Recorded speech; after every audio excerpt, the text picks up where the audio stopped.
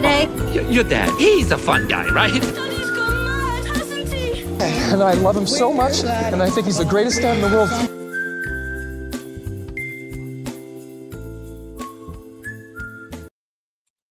Welcome back to Working on the Dad Pod. I'm Alex, he's Ethan, and tonight we are talking about the bridge from cute to not cute.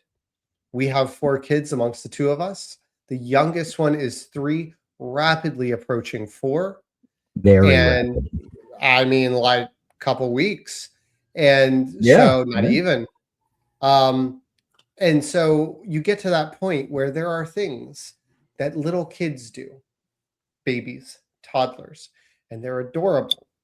And the kids kind of pick up that they're adorable.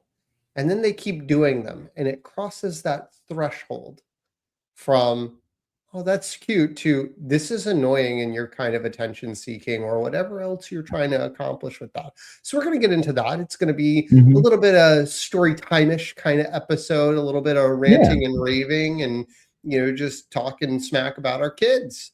For that, we'll do story time. After that, we'll work on the dad bod, whether mentally, physically, emotionally, whatever. We'll do all that. But start it off, age-old question, Ethan. How you doing? I'm okay. So I've had a really crappy 2 work days.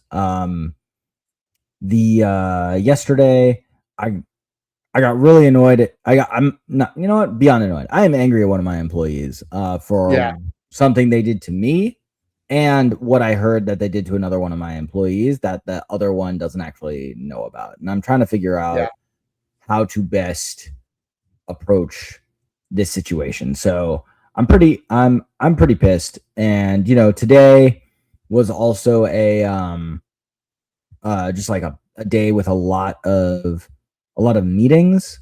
So I really didn't have, you know, a break until the end of the day, which is when I, you know, got to go to the gym. Thankfully, there was one meeting that would have ruined that for me, but I convinced them. So I made my stacked meetings worse so that I would have a longer break at the end. But then I also had my, you know, mid-year review with my acting supervisor, which was fine. You know, so even if it goes well, I mean, maybe it's just me, but even if those go well, I'm fortunate enough to only have annual reviews and like quarterly check-ins. And I know that the quarterly check-ins are like very low stakes, much less like official. Like my boss has chosen to do the quarterly check-ins, but they're not like a corporate thing. But those annual ones, even though I have never had anything like, my last one was literally my manager being like, I'm finding things for areas of improvement. Like, you're doing really well, but like I have to put something in the column here kind of thing. I'm still getting nervous. And it's still like just anxiety inducing. So this one's particularly annoying because this year the government decided to switch for efficiency, but truly nefarious purposes, where the performance year used to be June 1 to May 31st. They've now decided to align the performance year with the fiscal year because, you know, it is more efficient. The truth is, if the performance year ends with the fiscal year, you've spent all your money and no one can get bonuses. Because the reason you do the reviews in the last quarter is because you figure out how much money needs to be spent, or because in government budgets, if you don't use it, you lose it. So that's when the like employees find out what the pool is going to be. But now, you know, that doesn't exist.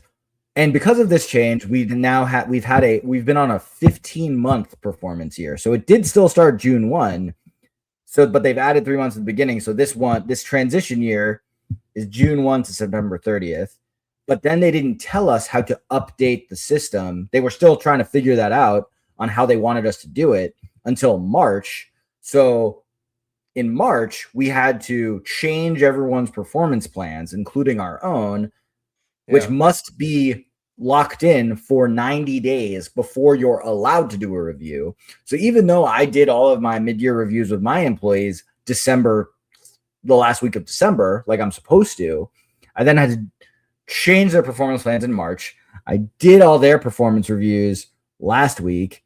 I did mine today. So like my mid-year is 6 weeks away from my annual. Yeah. It's like, yeah, Department of Government Efficiency at its finest. So that was frustrating. Just as an entire, exercise of redundancy. So, so that's annoying. However, today was my wife took off from work to go with my older daughter to first grade open house because her first day of school is this coming Tuesday. The girls are off today and tomorrow, and then on Monday, my oldest gets to we'll just go to the before and after care all day with all the kids in it, and just have like a long recess day. Sure. But because of that, after my wife did the open house, she dropped the girls and her mom at her house. So we went to dinner tonight, and then tomorrow we're going to see Spider-Man. So instead of dinner and a movie, we're splitting up the date with a 24-hour block break in between, really stretching this out. And then on Saturday, we are actually going to a friend's 40th birthday extravaganza. So we've got 3 nights without the kids, which is nice. That's been a bit, especially, although I just had 3 nights without the kids because I went to Chicago with my high school friends, which was dope. Went to Pequods per your recommendation. That was also recommended to 2 of the other guys in the group separately. So it was like a 3 out of 5 recommendation. It was fire. I drunkenly overruled the group when the guy said that 2 mediums would be fine. I'm like, we're doing larges. Just like letting you know. Yeah. And we did. We large. The move there is like you ask the wait staff, right? Mm-hmm. Like they see it. This isn't a fine dining establishment where they don't have like a Cheesecake Factory level menu of choices, no. You getting pizza or you're getting Italian beef, and you sort of go, okay, we got this group here, help us. Mm-hmm. And you take their recommendation and it works out. Yeah. It was fire. It was so delicious. I also got in a couple hours before everybody. So I got off the L train, went to Original Mr. Beef, the place the Bears, the show The Bear is based off of. That was yummy. Then it's also where the Chicago Bears are based off of, I think. Oh, yeah, totally. Totes my goats. And then on Friday, we went to a Cubs game. We then did the architecture boat tour, which was dope. The tour guide on the boat tour was like, hey, I get nothing if you do this or not, but just so you know, if you show them your tickets to this and you want to go to the lake cruise tour, instead of $35 a person, it's $7 a person. So you get 85% off. So we did that the next day. And then we went to, so like we did so the Friday, 85, but we're not a math podcast. Yeah, whatever. Yeah, whatever. It was 6 what's 6/7? What's because 35 to 7 means that it's 80% off. It's 80. 80%. You got 4/5 off. There you go. 80% off. It's late. We're not a math podcast. We're not a math podcast. So Friday was Cubs and architecture tour. Saturday was lake show, and then like it actually happened to be the naval air show that day too. Nice. So that was kind of cool. That was cool to see on the boat. Then we went to the Chicago Chop House, which was not my first choice restaurant, but the food was fire. There were a couple Michelin and James Beard restaurants I wanted to try, but of course, the moment the reservations open up, they're booked. So this is what we got, but it was still pretty good. Still had like a 4.8 out of 5 with like 9,000 reviews. So I was like, that's solid. Right. I'll take it. Right. Yeah. And it was freaking good. As a table, we split a tomahawk and a ribeye. Yeah. Got drinks, a couple sides. Went to Devil Dogs. It was a great food week. Like I showed up and I was like, I'm here to eat, boys. Chicago is a very, very solid food town. Yeah. I mean, they've got they are, I would say, like they've got some great restaurants, but like a top heavy rotation, right? Of like you're gonna get your Italian beef, you're gonna get your hot dog, you're gonna get your deep dish pizza, maybe you'll get your tavern style pizza too, but it's like a very top heavy rotation. With it's like the '09 Miami Heat, right? You got your LeBron, your D Wade, your Chris Bosh, and then everybody else is Mario Chalmers, and they'll do their part, right? Yeah, that's well said.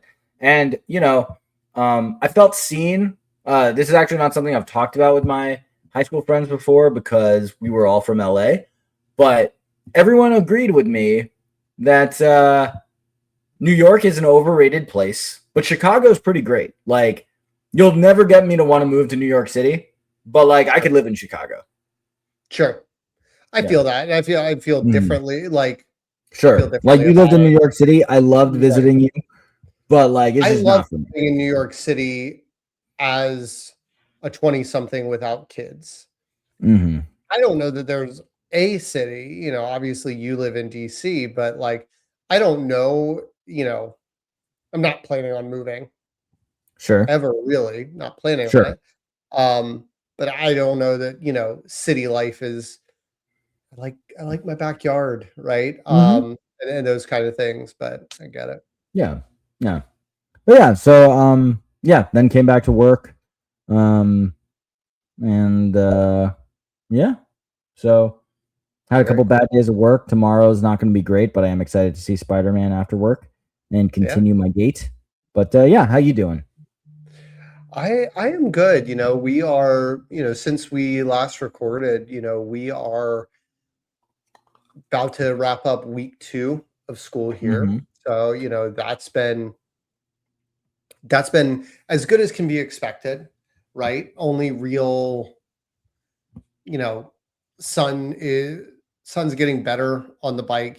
He's still on training wheels. He goes slow. And we got a system where I'm biking with my daughter, my wife's walking with our son, and going to school that way. And we try to, on the days we can, do pickup that way. But, we're both working professionals. And so sometimes we have meetings. And today was the first day that I actually had to walk there and back to get him in the afternoon.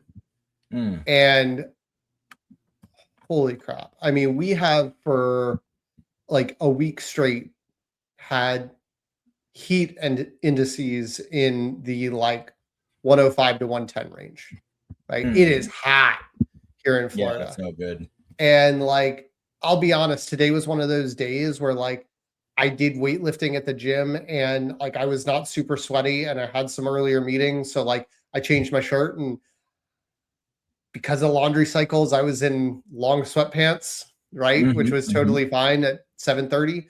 And at 2:00, like I got back and I was like an absolute puddle because he's getting better at the bike. And when we started, like when we would normally ride a couple weeks ago, it'd be like he's pedaling and I'm just like casually walking and trying to encourage him to keep pedaling. Now I'm carrying his backpack, which doesn't have much at all in it. But also like he'll get a little speed up and I'm like, I got to jog to keep up with him because like I need to make sure he's going to stop before we get to the intersection kind of thing. So I was an absolute puddle. And luckily, my afternoon meetings, I was able to be off camera and explain to people that like, you don't want to see me right now. I need to clean myself up. But the other thing that has happened is I messaged you about this on Saturday, I guess it was. My wife was out of town, or she was out of the house for the day. She has taken over, mentioned this previously on the podcast, but she's taken over as the Girl Scout troop leader. And she was at a training event all day. So I had the kids, and my kids had been bugging me. Once they realized what that white box sitting on my desk was, they're like, that's a video game. Like that's not your computer. And I was like, yes, it is.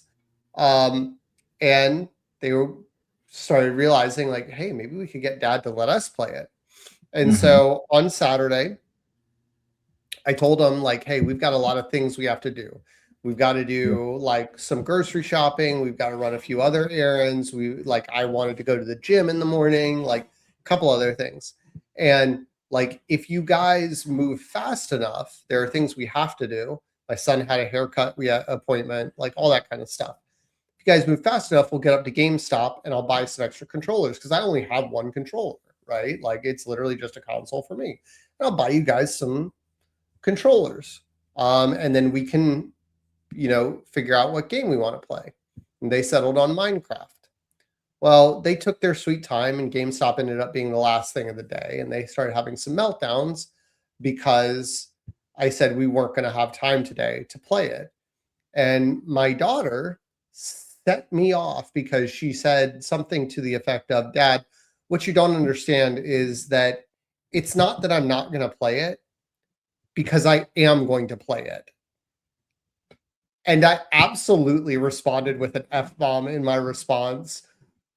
Who do you think you are talking to me like that? And what in the fuck do you think that's going to accomplish? Sure. Because I was so like just put off by that. I was like, yeah, that is mine. Like, this is not like that is some entitled brat language here. And like that is mine. I am allowing you with good behavior to use it.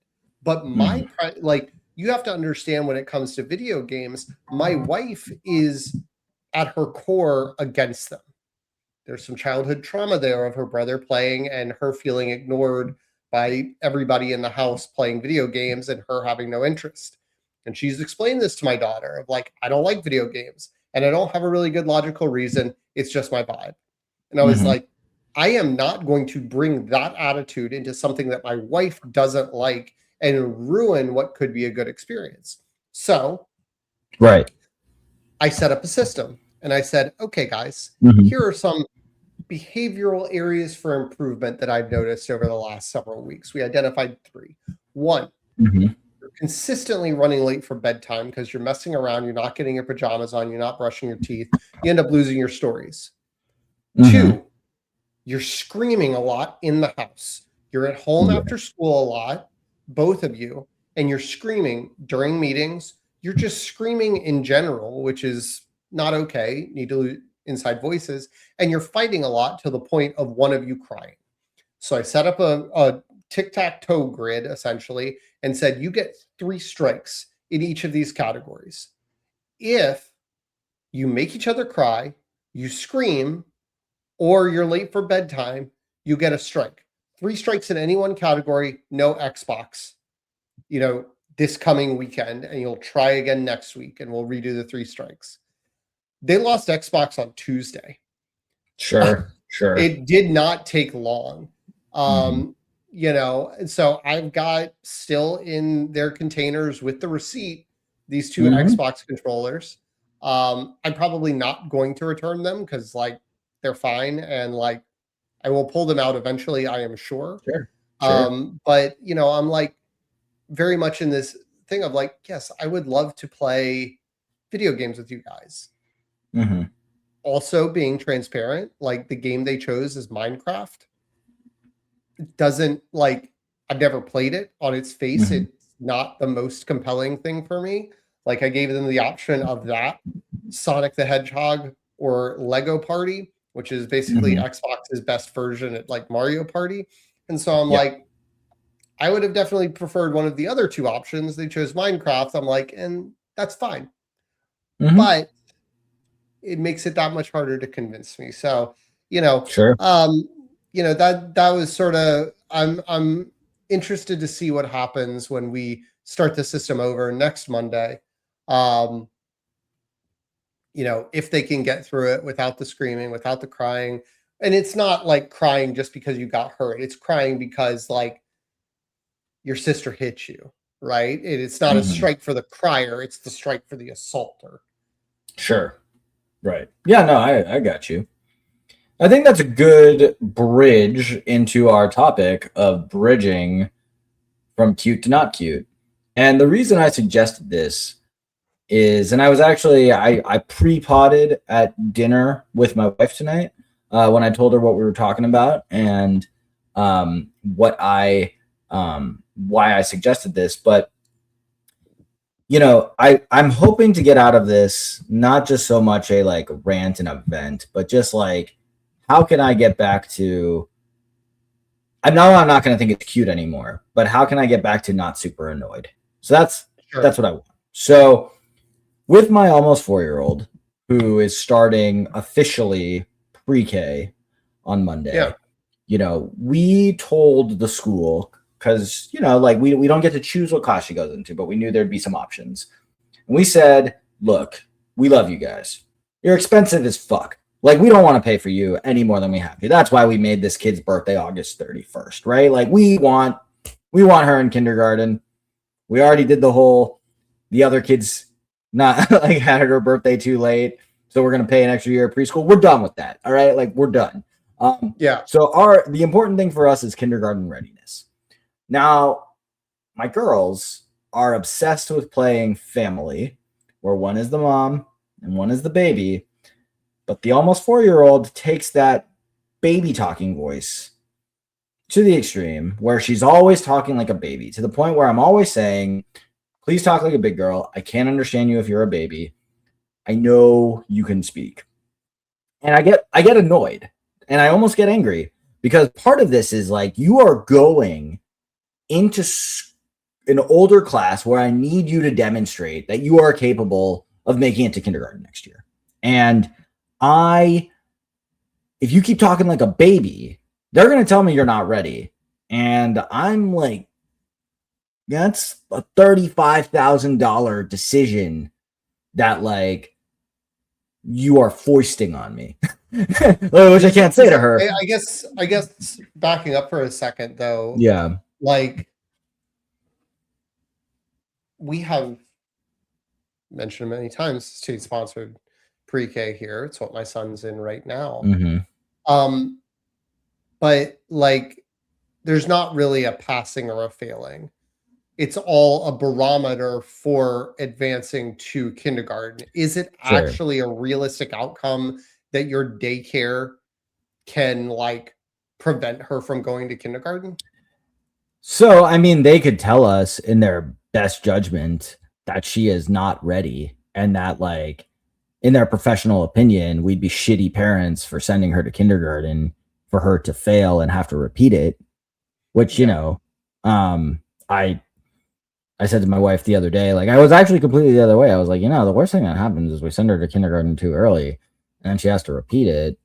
And then we basically just got a free year of preschool. And that was taken as I'm not sending my daughter to kindergarten just to repeat it, which like, I understand the sentiment. Yeah, you don't send them to repeat it. I think I would also like level set here. I was thinking it sounds like something she's doing at home that maybe she's not even repeating at school with the baby talk.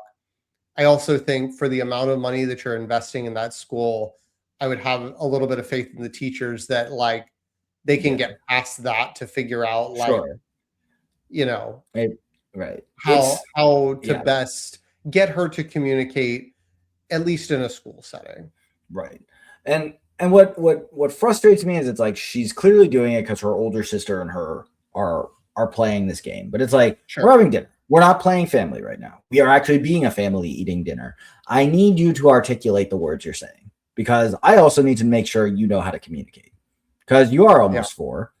And, in the event that you and I get separated in a public place, you need to articulate who your dad is, right? Like, and maybe I should say that, but I don't want to scare her, but it's not cute anymore when it happens beyond like 3 words. And Yeah. I feel bad because it's getting to the point where I'm like gone. It's not just annoying. I'm kind of like angry having to say, please talk like a big girl. I will not respond to you if you talk like a baby. It's becoming it's frustrating. And she'll do it. She'll also do it when like she's also being defiant and like doesn't want to get dressed or whatever, doesn't want to wake up, doesn't want to do all this stuff. In comes the baby talk, and it ruins it for me. So yeah. So that's like my big peeve with my little one. Yeah. I mean, I get that. It was actually number 1 on my list. Oh.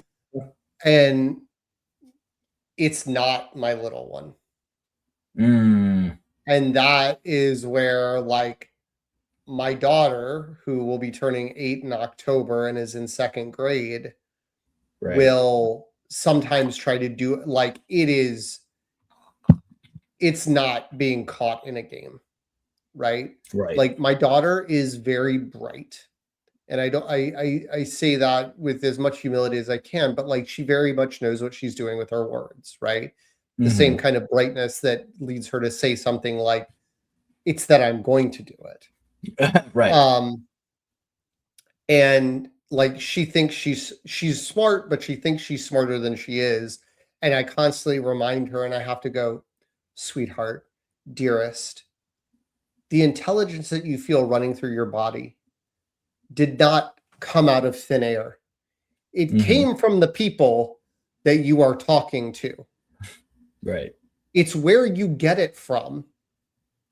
Everything that is running through your brain, I am telegraphing because my brain works like yours. For better or for worse, you're not pulling the fast ones on me that you think you are. And I've told her that. Doesn't stop her from trying. I respect the hustle a little bit. But with the baby talk, it is usually where she's like, I wouldn't even say trying to get away with something, but very much trying to be like cutesy and like, you know, almost like goo eyes of like, Daddy, can I please have some ice cream or something like that? And like, but she gets like, I obviously tried to make that as audible and understandable for people listening, so you can know the words. She goes heavier on it, and I'm just like, you're like 4.5 feet tall, like, at this point. Yeah. In 2nd grade, have read all the Harry Potter books. Get the fuck out of here with that. Like, no, I can't understand you. Right. And you're intentionally making it harder for me to understand. Like, and I am very much, because I know that she is trying to do something, I'm just like speaking in a calm, soft, polite voice like this and saying, hey, Dad, would I be able to have some ice cream? Is probably going to go a million miles further. Right. Just being a kind person, which will lead me into another, you know, which will segue. I'll let you take a turn here, but like just being good at your communication would be so much better than trying to cutify it up.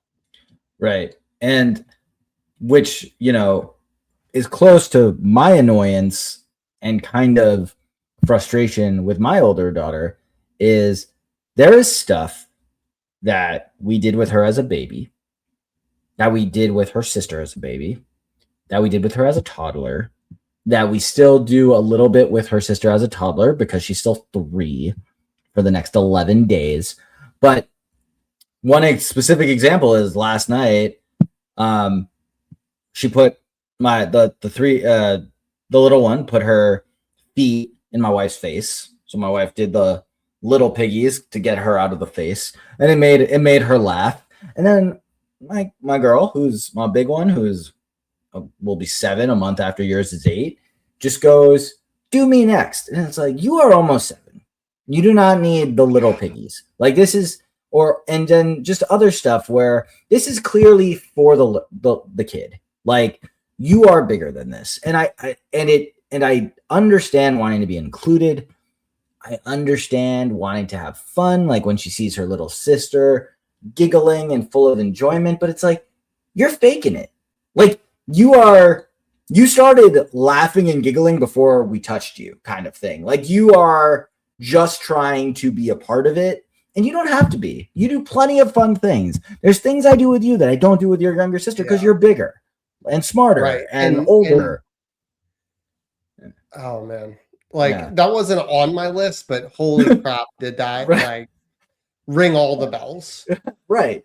And it's my oldest does the same thing. And it's just so like, I think that's some, you know, because she is big into fairness, equity, but her sense of it is skewed because fairness means I get what he gets and I get my own thing, and he doesn't get his own thing. He gets what I get. Like that's my right as an older sister, and therefore that is what is fair. And so like when my son, you know, up until this year, one of the big points of contention was how much time my son got to spend with his grandmothers, because he was with my mother-in-law 2 days a week, and the other 3 days a week, my mom was picking him up from school. Only on Fridays, you know, Thursdays and Fridays was my daughter part of those equations after her school was over. And so it's just like, she would be like, he's getting to spend all this time with grandma, all this time with grandma. And I'm like, do you understand how much undivided time you got with your grandmothers as their only grandchild for 3.5 years? Right. Which he was at the time she's complaining. Like, as long as he's been alive, you've known them twice as long, and you got all the time to yourself. You never had to split it with anyone when you were his age. And then he came along. Like, he is getting the same treatment, maybe even less than you were getting. Because there was a period, like there were multiple periods where we removed her from a preschool and went to full-time grandma care from like November through June of 1 year. Before that, we had COVID, and she was with my mother-in-law 9 to 5 before my mom even moved. I'm like, there's no way you can mathematically catch up. Right. Like, you're so far ahead in the race, and you're complaining about the guy that you've lapped 3 times. Right. And you said it perfectly, like believing in fairness and equity, but having it be skewed. And that's the thing. Like, I try to explain, you know, fair and equitable doesn't mean it's the same. It just means that you are getting what you need, and she is getting what she needs. And it's like, frankly, again, let's take out even the whole, you had the undivided attention as the oldest grandchild and the first grandchild, and the attention that she did not. I'm the kind of person who's like, kids' clothes are fucking expensive. So you know who always gets new clothes? You. And your sister waits for you to grow out of them. Because when my wife is spending money on little sleepies, which, not to do a free ad here, but it is unbelievably comfortable clothing made out of bamboo, and I know how much why she loves it. But like, you know, I always be like, let's not buy for both of them. Let's buy for one now and one in the future, right? You know, because sure. Take care of it. So like, you're the older one. You're like, you're not in the hand-me-down verse. She's in the. You're the trailblazer. I can't wait for my sister to grow up so I could take her shit. like that's her life, right? So don't come at me with like, she got to do 3 Little Pigs and I didn't. It's insane. It's insane. And I try to explain that to my daughter, in addition to the like, you know, you've banked all this time, but like, what are you doing instead? You're getting to go to dance classes and Girl Scouts and like all the various extracurriculars that you want to do, and spending time with your friends, while your brother has to, you know, is just hanging out at grandma's house. And yeah, that sounds fun. And I would love for there to be 14 days in a week and you could have time to do all the things. Like, but that's just not how it works. And that's like how growing up works. And like, understanding to her that like, me showing you love and respect and attention is different. While I'm sweating my ass off today, like, pulling a Spider-Man bike up a hill that's not that steep, but my son lost his momentum. Sure. You're home because I am now trusting you to cross streets, to ride by yourself, and to get home and not stay with us or stop at a stop sign in 100-degree heat and wait for us to catch up. Like, no, you get that. Right. He gets mom and dad having to watch every single thing he does because he's 4. Right. So yeah, I feel that one. And I think where my baby talk one like comes in is like just in it's a broad brush that I'm painting with here, but like communication skills at large that I just try to model for our kids. We try to, gently correct them, push them in the right directions. But things like, because we're not trying to be authoritarian and like correct them every single time kind of stuff, but just like saying please, right? Yeah. Speaking to grown-ups correctly, speaking to everybody correctly. Like my daughter has more sass than she knows what to do with. And like just getting her to like understand in this fair and equitable universe that she's created, golden rule type stuff, that she is not talking to anyone in a way that she would tolerate being talked to herself. Right. And getting her to like communicate better, of like asking for things, of like, not coming in, I want a peanut butter and jelly sandwich. Okay.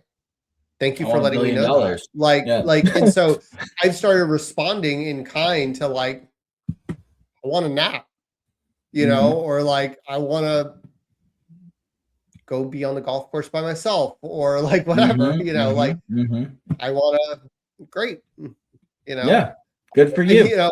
Or starting it up. Oh, that sounds great. Why don't you make me one too?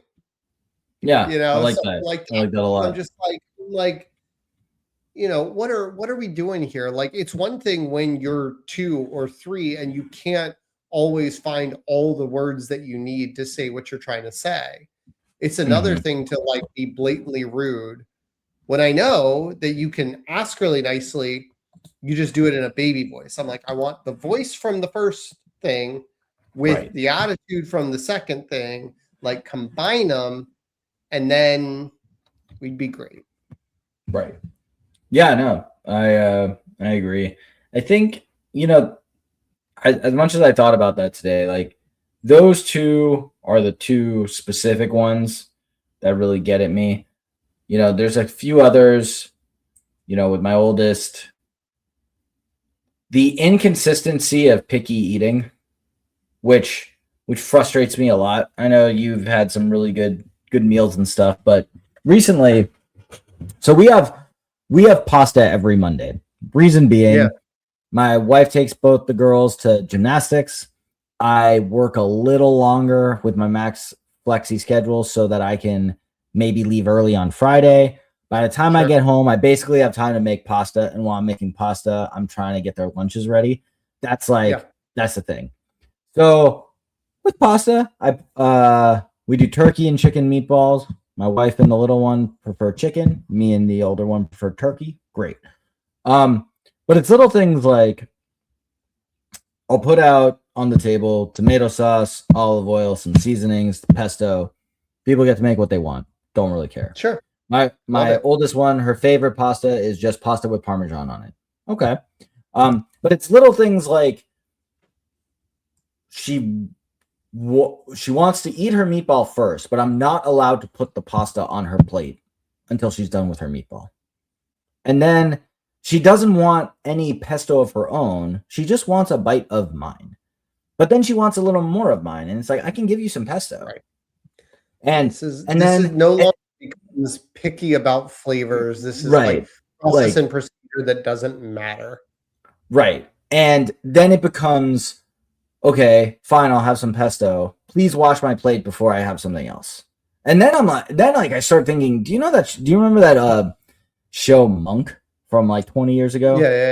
Yeah. I didn't watch a lot of it, but there's one episode that I remember catching with my parents that he goes to a restaurant and he orders a steak dinner that comes with like 2 sides and a vegetable. And he's like, they must be all on separate plates. Because for those of you who don't know, the main character's got aggressive OCD, just like freaks people out how OCD he is.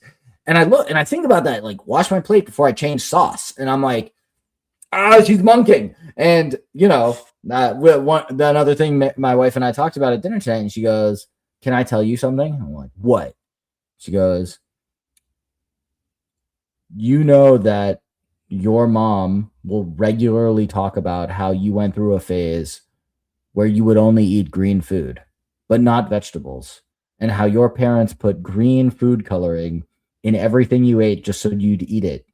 They probably thought you were weird as shit, but they did it.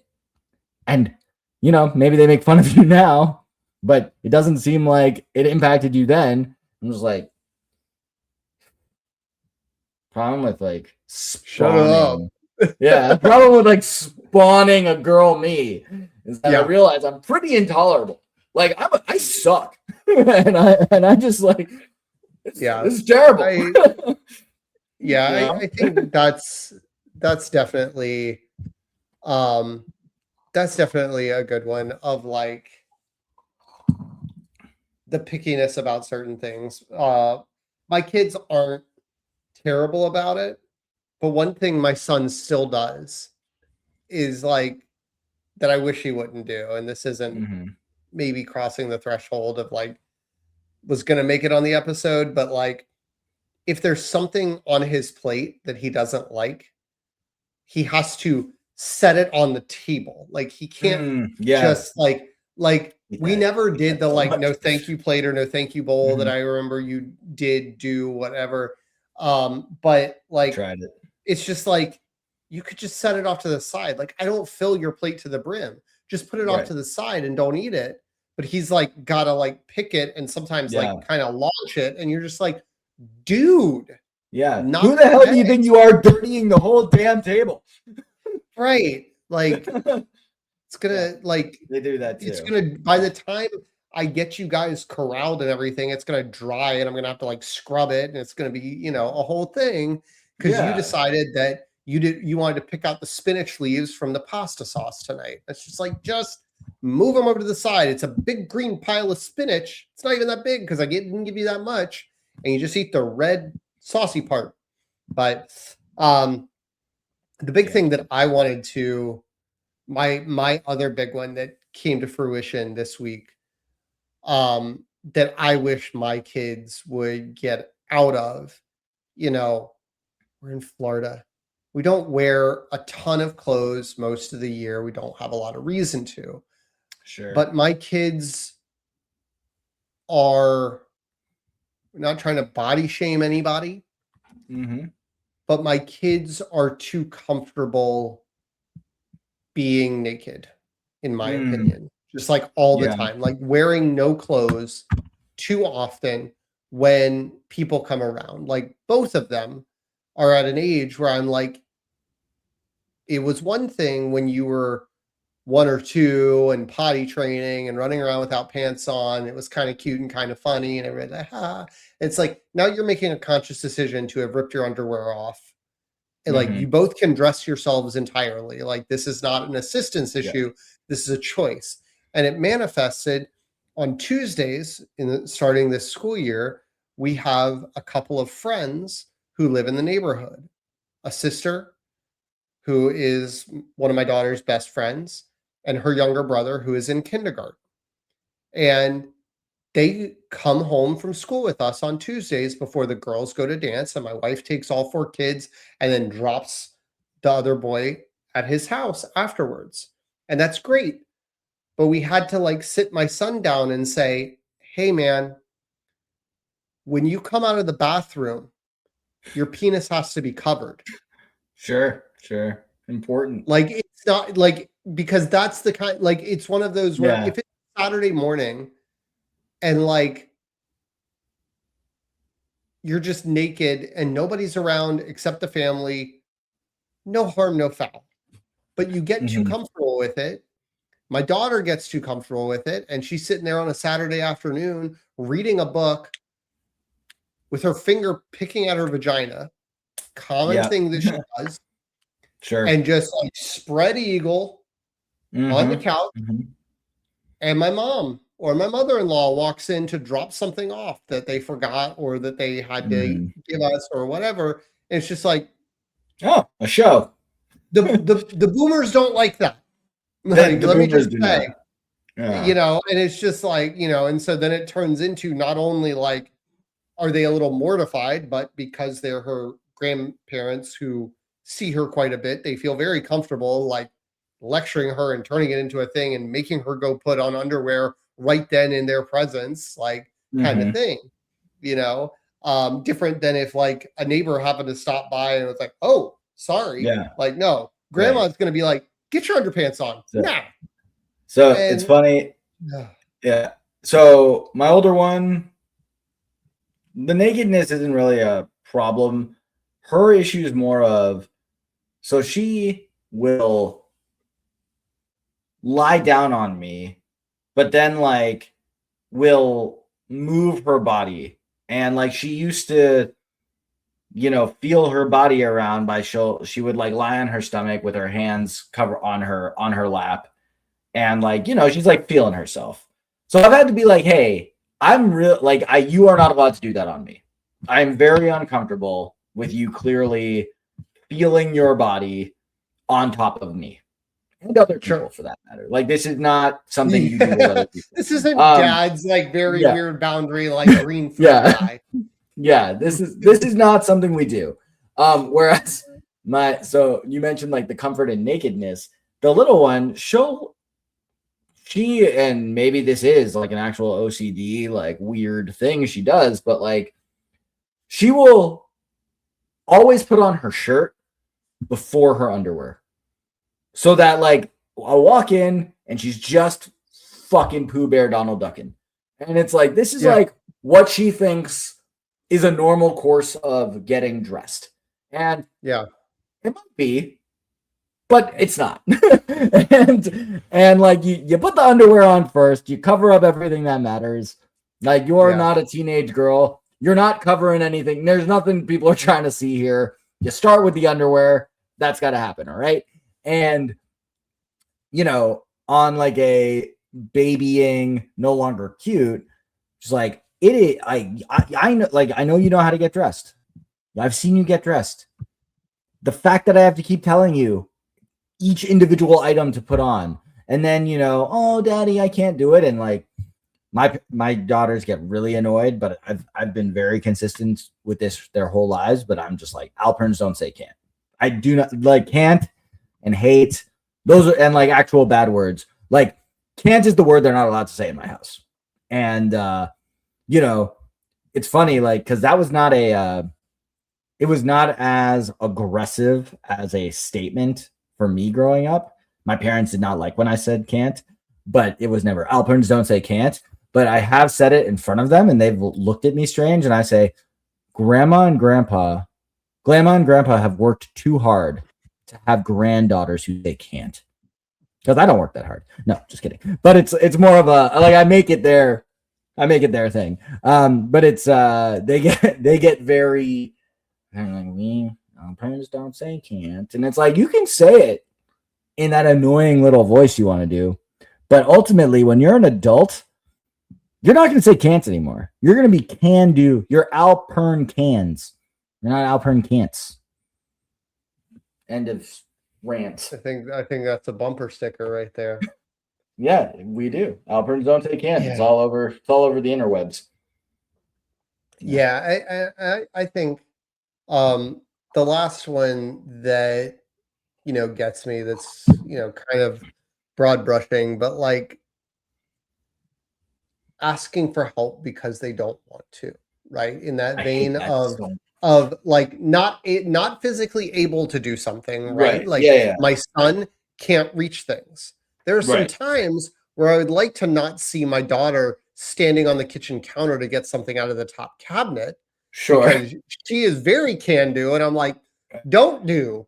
Right. Stop. Sure. Right. But yeah, with my son, it's just like, I need you to pick Cool. up your stuffies. And it's like, can you help me? I'm like, I didn't pull them out. And all I Right. need you to do is throw them in the bean bags that you have on the floor, or because you guys share your sister's top bunk for some reason, pile them all on your bed. I don't care. I just want them out on the floor. Like, it's not that hard to sit there and just check them. Like you're playing like one of those Papa Shot basketball games. Yeah. Boom, boom, boom, boom, boom. Like, I don't. But care. you don't. There's Yeah. no. You don't need method to help. this madness. Yeah. Right. Like cleaning up your magnet tiles. Your magnet tiles have a wicker basket with no lid and handles. You just get them in there. And it's like, and then you know what? Then they'll stick together. Squares, you know, and it's like, and you're the one who's all of a sudden decided that all the squares need to be stuck together in rainbow order. Like, I didn't say that. I said, get the damn things in the basket. Right. Oh, so I feel so seen. I mean, it's nice to see some of these things. I know we said I know you said this wasn't going to be a rant fest, but like some of these, like it does hearten me to hear most of yours, you know, where I am like, okay, my kids do some variation of that, and like vice versa, because like that, and then my extension of the help with things is the like carrying, right? The carrying me. Pick me up. And it's like, I don't mind picking you up and giving you a hug. Like, I love that. But like, you don't want to walk these steps that I know you could walk. Like, if you were at a playground, you would be running right now. But you don't want to walk, and so you're going to tell me you're tired. Or like my son, you know, first day of school was like a block away from school. Is like, my legs are too tired. Right. And I'm like, well, buddy, we're in a freaking steam room called Florida right now. There's nothing I can do. The best I can offer you would be, and I didn't say this to him, but I'm like, there are two solutions here. There are, you figure it out and you bike, or you walk and I carry this bike home. And I got to tell you, you're not going to have your favorite version of dad at home with you if he has to carry this Spider-Man bike. Right. And, you know, it's same thing here. You know, I was so proud of my daughter, of the little one, for being 95% of the way there on riding her bike when we were at my father-in-law's beach place. And the first day back, I took a sick day and I was like, hey, you should ride your bike to school, because, you know, I'm not working today. Like, I don't have to get back. You know, I'm not in a hurry. I can help you. And the starts and stops, and just you know how to do this. Stop saying you're having trouble. Like, you know how to do this.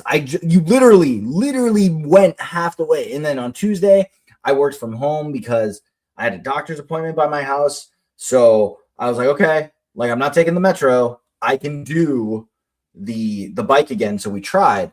She literally, from the block where we had to do a street cross, right around the park, another street cross, a little bit of a ways, got her like 65%. She went 65% of the way to school without stopping. And then I said, I had the nerve to say, slow down, because she started going slightly downhill, and she stops. Yes. And then starts crying. Like, I can't do this. I don't know how to do this. I never want to ride my bike again. It's like, I didn't even tell you to stop. I just want you to slow down. Like, you were doing so well. You were doing so well that I was worried for your safety, right? Like, that's where we were. Yeah. So it's so same, because this the swamp has been terrible. I've been trying to convince my son, like, to start practicing on the two-wheel bike, and I'll probably do it in a couple of months when it's a little bit cooler, and he'll be like, no, I don't think so. And I'm like, it's fine, because again, he's in preschool. My daughter was in kindergarten when she learned a two-wheel bike, and hers came out of like being a little embarrassed, realizing that she was the only one with training wheels in the bike barn. And she was like, so she got motivated to do it, and it was still quite a bit of tears to get her actually on that two-wheel bike. But it was after her 6th birthday or fairly early in kindergarten. And I'm like, I recognize that my son is 4.5 and won't even turn 5 until February. But I ask him, I go, okay, well, whenever you're ready. And he does this with a lot of things that he's not ready for. He'll be like, I'm going to do that when I'm 9. Just pick an age.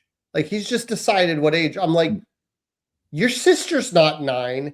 She's been riding a 2-wheel bike for 2 years. Why? Where is that coming from? Like, that's not acceptable.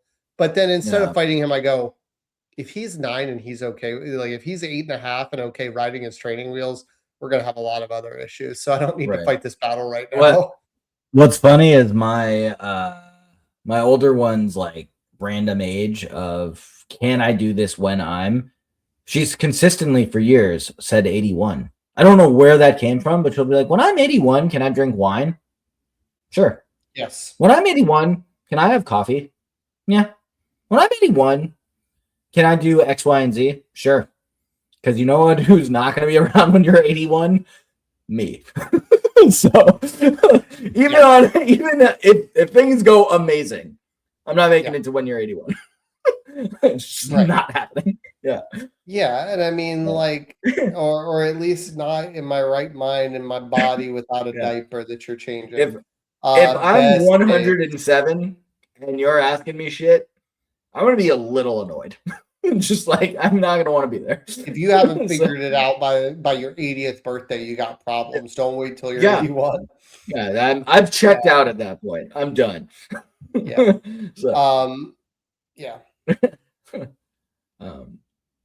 Speaking of checking out, should we work on some stuff? Yeah, so as you know, I finished Dark Age, the 5th book in the Red Rising saga. I finished the audiobook. To Alex's disappointment, I'm a snob and I can't go back to just regular audiobook with this series. I've grown too accustomed to the voices, so I'm gonna have to wait almost a year until the graphic audio company has finished the 6th book. So Alex is not going to be able to talk to me about it for a while, to his dismay. But I will, on that front, when I was at the gym today running, I went back into Star Wars canon. So I started the next one in line is it's called Weapon of the Jedi. It's a 3-hour Luke Skywalker. I probably listened to about 50 minutes of it at the speed I was, but made it 4 hours or 5 miles or 40 minutes on the treadmill before I got the ketchup bottle feeling. So I had to beeline it to the restroom. Things are going well in terms of clothes are fitting good. I keep forgetting to weigh myself, frankly. But I'm looking good. What my high school friends told me, I looked thin. So like that's the only reason you see high school friends when you're in your 30s is just to be told you look okay. So that was great. And then I finished the first dungeon crawler Carl with my eyeballs. Read that on my Kindle. Before I start the second one, I'm trying to work my way through the Club. Which I've been reading at night. Alex has read the Club, but the formation of the Premier League, it's interesting.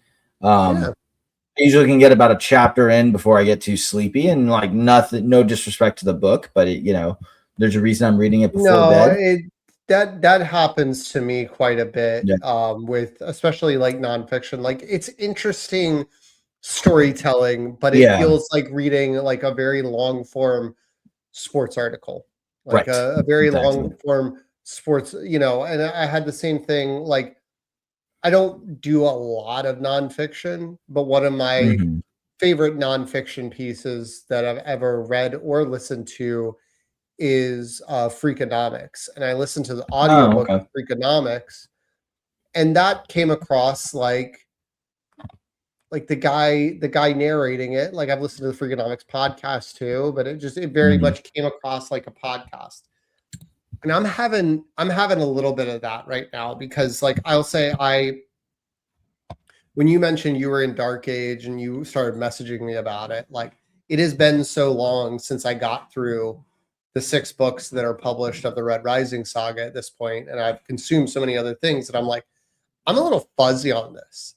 Like because I been through all 8 Dungeon Crawler Carl books. I've probably done, a dozen other books over the course of this year, which I'm like, go me when I think about it. I'm like, I've read so much that I can't even like remember all of them, and I'm like, I feel like That's I should great. catalog that, like what I actually read, so that I can use it for suggestions. But and I'm sure I could go back, like I can go back through like my Libby history and things like that. I was gonna say, Like, Libby and Hugo I both just have mean history. like I want to put it in somewhere, a Goodreads or something like that can help give me more recommendations, so I can continue to expand besides what's on my like holds list. But sure,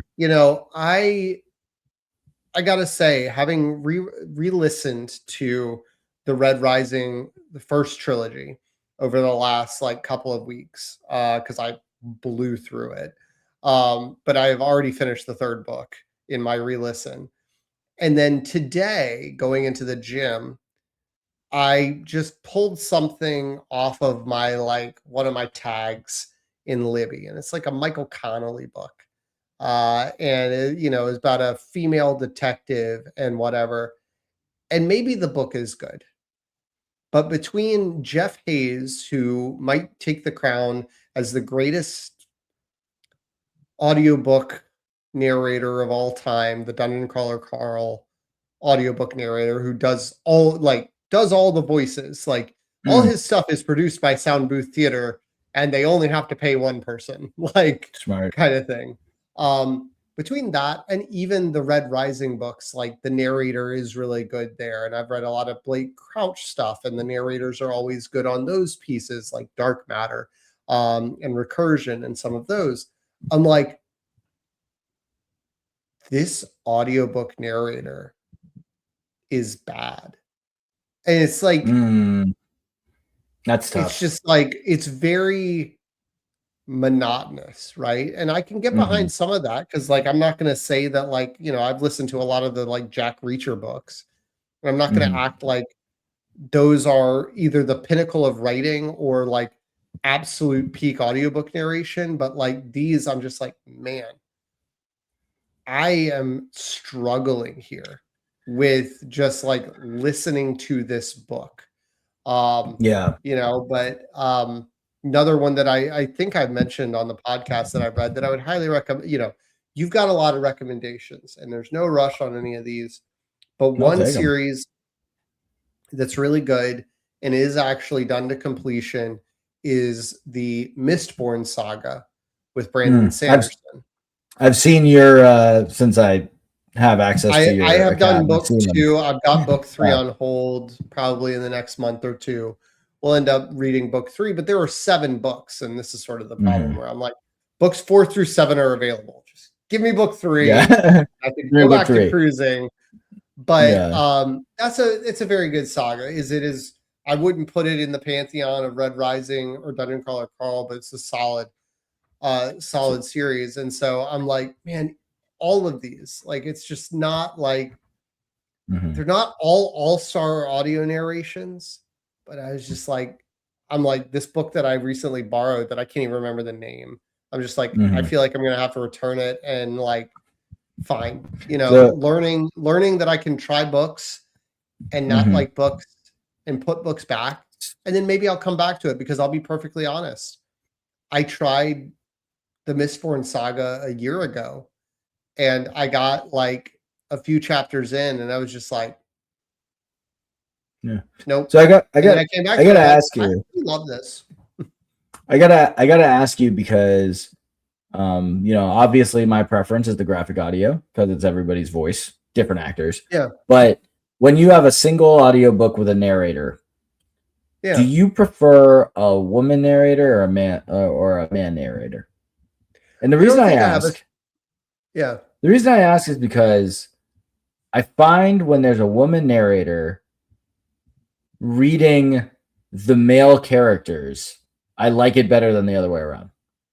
I don't particularly care to hear a man with like a low strong like action voice doing like the hey, it's me, the girl character, and I really like it. And it throws me off. Whereas there's a woman who's like, hi, I'm a man, like in Mulan, like the Mulan voice, you know, I can deal with that. So I think this is one of my gripes with what I'm currently reading. Like a lot of all of the Reacher books are narrated by a man, and there are usually like female parts, and it is like there's like a rotation of 2 or 3 narrators around that series, because there's like 30 books in that series. So but it is comical, and it like throws you off when they're trying to do like this soft, delicate female voice, and it's just like, this is bad. But it's like so bad that it's comical. I think one of my issues with this book, and like we've talked about, I listened to A Court of Thorns and Roses. I need to finish that. My loan expired, but I didn't find that bad. You know, with the female narration and the, you know, male voices. The one I did today, like recency bias, female narrator, I think one of my biggest problems is that there was absolutely minimal difference between narration voice, main character voice, who is a female, like supporting character voices, like it just felt like somebody reading the book. And I'm like, that to me is like a really big problem. I don't have a big problem with men reading women's roles or women reading men's roles or anything like that. But give me some inflection so that like I don't have to sit there and wait for you to go, said Jeff, said, you know, like said the female character, said the male character, like to understand who's talking. Like it doesn't have to be perfect.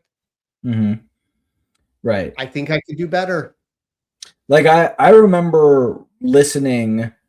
I listened to the Hunger Games trilogy when it first came out, and that's a woman narrator, and her men's voices were like, you could tell she was trying to be a dude. Like that was good. Whereas just the other way around, sometimes it's just harder to be convincing.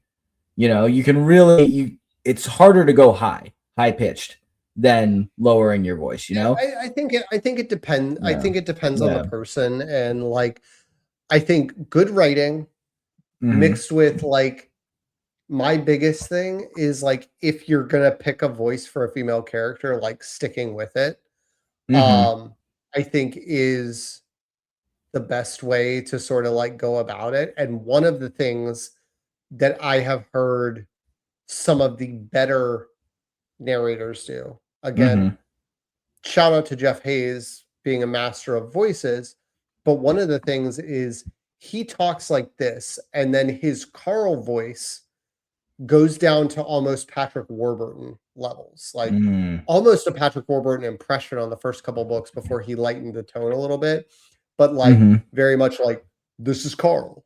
I'm going. And so when he lowers, when he lowers his male voices from his natural male voice, then when he juxtaposes that with his female voice, bringing in a lighter character like Donut, like, oh my God, Carl, it's like you can build that inflection. Am I building an audio track to do my own audiobooks? Maybe. Again, I think I could do better than some people out there. Sure. I think I can go low. I think I could go high. And there you go. It's totally fine to do either way. I can do pigs. You get me an Animal Farm. Set of skills. Yeah, get me an Animal Farm. Make you a nightmare for people like me. Right, exactly. Before we do our send off, I realize I keep forgetting to recommend a book series to you, because it's also very soon going to be a show on Disney Plus, and they ruined the movie. They only made one movie despite there being 4 books. The series, the first book is called Aragon, and it is it's fantasy. dragons, elves, orcs, all that stuff. The first book's called Aragon. The Disney Plus show is going to be called Aragon. My younger brother and I are super jazzed for it because the 4 books I powered through when they came out when we were in our early 20s. Really good. And one of the rare occasions or not rare occasions, but like good male narrator who can do lady voice as well. But yeah, nice. First called Aragon. So while Alex is writing that down, since we didn't go over it in the intro, please remember to like and subscribe to this podcast on YouTube. Please find us on workingonthedadpod.com. You can also find all of our social media, which we definitely do a lot of. And again, we want to thank you for working on the Dad Pod with us. And thank you for working through the bridge from cute to not cute with us. And as you can see, for those of you watching, I am still cute and Alex is not cute anymore. And with that, we'll see you next time.